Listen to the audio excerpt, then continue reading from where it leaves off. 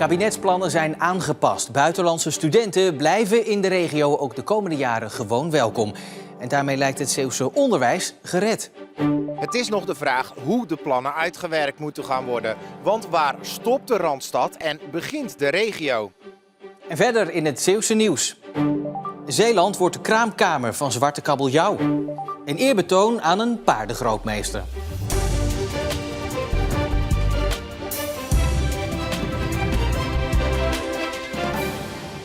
Goedenavond. Gouden bergen hoeven de Zeeuwse onderwijsinstellingen de komende jaren niet te verwachten van het kabinet. In totaal moet er 1,2 miljard worden bezuinigd. Dat er toch opgelucht adem gehaald kon worden vandaag in onze provincie komt omdat, bij uitzondering, buitenlandse studenten ook de komende jaren hier gewoon welkom blijven. Voor de HZ en UCR zijn buitenlandse studenten van levensbelang.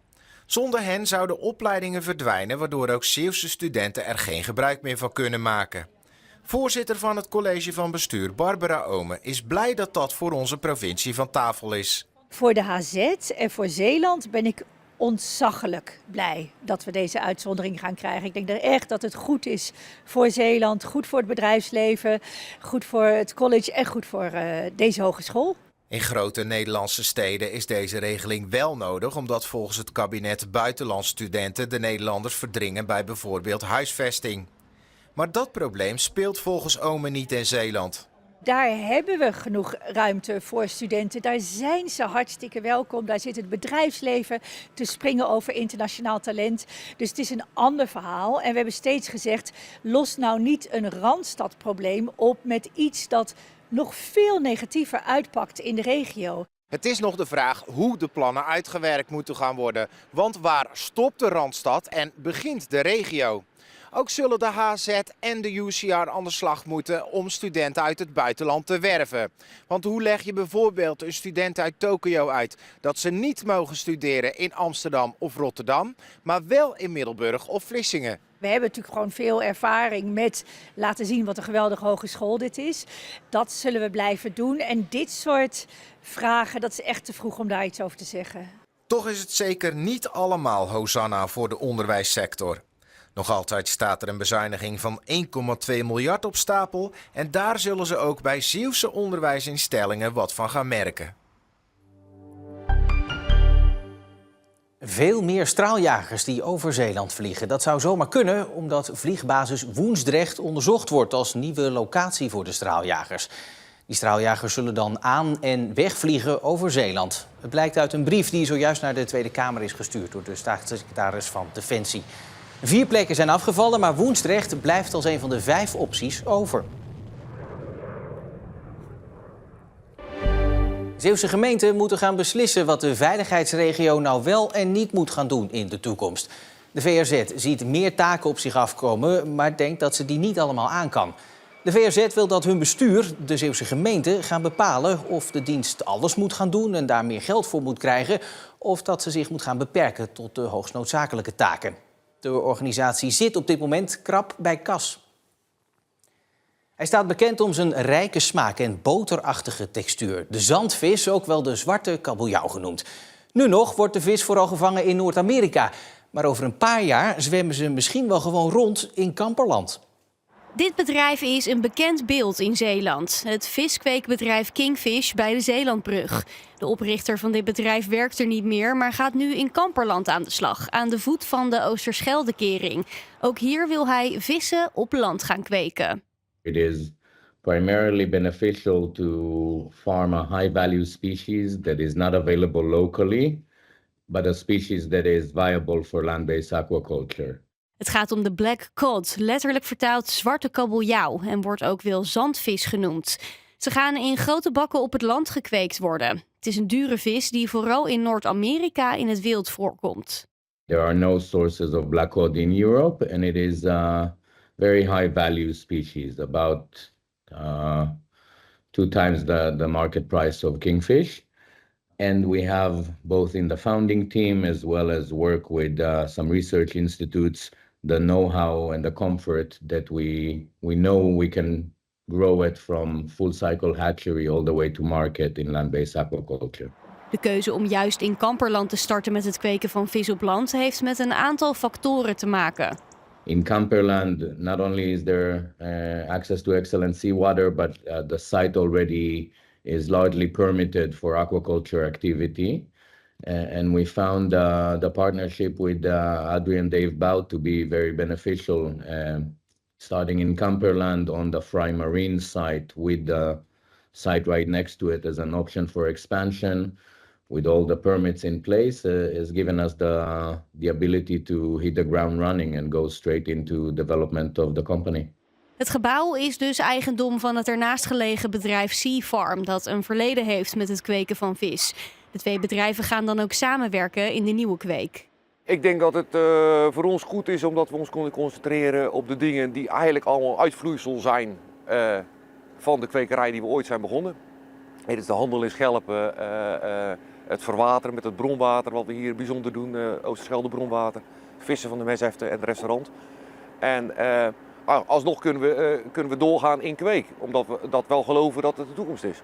Kingfish bij Cats is de afgelopen jaren flink gegroeid en beeldbepalend geworden. De Black Cod Company heeft ook grote toekomstplannen en start daarom zo snel mogelijk met alle voorbereidende werkzaamheden. We think we can be operational within the next 6 months. That should be absolutely doable. And then from we start operations to we expand the farm, possibly is probably another 2 years. Volgens Bout is het de bedoeling dat deze culinaire vissoort in de eerste jaren vooral verkocht gaat worden aan de horeca. Het is de eerste kwekerij in Europa. En er wordt nu wel veel diepvries geïmporteerd naar Nederland toe. En je ziet een hoge culinaire restaurants, veel voor sushi zie ze gebruikt worden. Dus ik ben heel benieuwd. Jullie hebben ook een restaurant. Komt u bij jullie op de menukaart te staan? Ja, dat denk ik wel, ja. Ja. Een 27-jarige man uit Leeuwendorp heeft een werkstraf van 240 uur gekregen voor het produceren van speed in een schuurtje achter zijn huis. De man heeft ook een celstraf gekregen, maar die is gelijk aan het voorarrest van 3,5 maand. De rechtbank legde de man een lagere straf op dan normaal, omdat de behandeling van de zaak maar liefst 3 jaar op zich liet wachten. Honderden mensen zijn al komen kijken. Zijn er nou echte Banksy's verschenen in de Middelburgse binnenstad? Nee, het zit op nummer 400 zoveel, geloof ik. Ik sta niet de hele tijd bij de deur, maar het is wel een permanente aanloop, ja. Maar Richard Hessink, deskundige op het gebied van de Britse kunstenaar Banksy, helpt iedereen uit de droom. Het schabloon om het kunstwerk te maken is wel van Banksy, maar van 20 jaar geleden. Hessink noemt het een leuke publiciteitsstunt. Wees heel blij met de aandacht die u gekregen hebt. Want dat is een 2 minuten wereldroem. Ja, wees er blij mee. B, het is hartstikke leuk. Ik zou het voorlopig laten staan en geniet daarvan. Ik ga ervan uit dat het een echt is. Ja, dat is ook een beetje hoop natuurlijk. Ja, het is ook hoop. Dat zou heel veel waard zijn. Nou, dan blijft het toch nog een beetje een mysterie. Hoe dan ook, morgen gaat in Middelburg een speciale Banksy-tentoonstelling van start.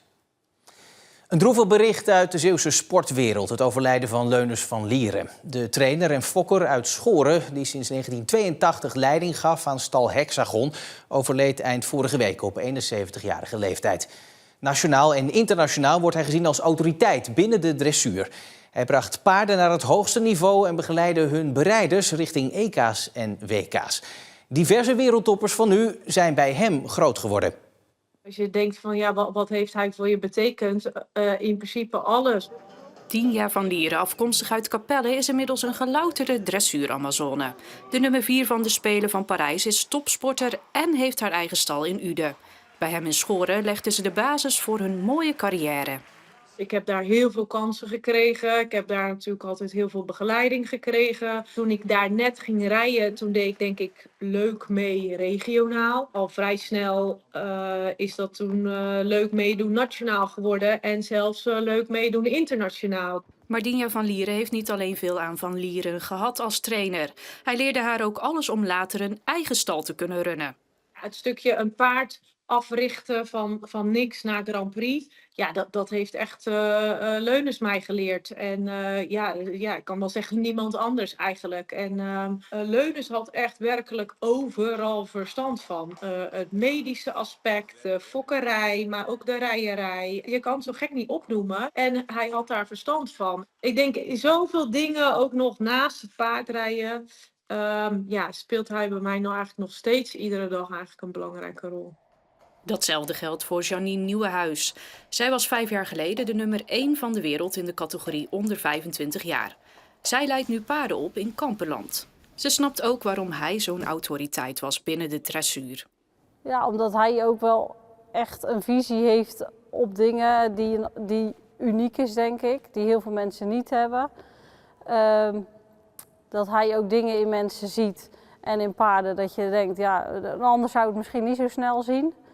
Maar hij heeft dat vanaf het moment dat hij iemand ziet, dan wist hij dat gewoon. En dan ging hij daar ook alles aan doen om dat in je naar boven te krijgen, zeg maar. En hij zag het dus duidelijk in jou zitten? Nou ja, ik heb het geluk gehad inderdaad dat hij blijkbaar iets zag en dat ik heel veel kansen van hem heb gehad. Voor de dressuursport is de dood van Van Lieren een enorme aderlating. Nieuwenhuis weet hoe hij herinnerd moet worden. Als een enorme leermeester voor zowel paarden, maar ook heel erg als voor mensen in, ja, niet alleen het rijstukje, maar juist ook op gewoon een heel persoonlijk vlak, zeg maar. Zo'n mens als wat hij was, ik denk dat ras wordt echt met het uitsterven bedreigd gewoon. Want er zijn denk ik niet zoveel mensen die zo taai zijn voor zichzelf en zo hard werken altijd en zoveel passie en levenslust hebben. En dat is wel echt iets, dat gaan we allemaal heel erg missen, denk ik. Vandaag is er een herdenkingsbijeenkomst op zijn eigen stal Hexagon in Schoren. Morgen wordt Leunens van Lieren in besloten kring begraven.